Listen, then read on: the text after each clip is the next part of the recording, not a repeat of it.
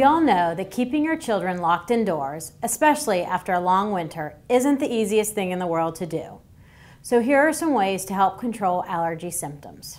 Common over-the-counter antihistamines are diphenhydramine, also known as Benadryl, loratadine, also known as Claritin, cetirizine, also known as Zyrtec, and fexofenadine, also known as Allegra. Chewables work nicely, and the liquids can be mixed with a small amount of juice to help them get it down. There are also several eye drops that can be used to alleviate eye symptoms.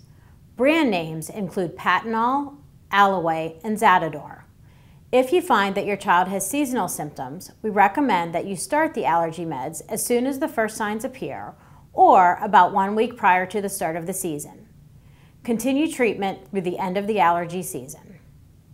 If symptoms are worsening or not being controlled, or if your child develops ear pain, fevers, wheezing, or thick nasal discharge, call the office for an evaluation.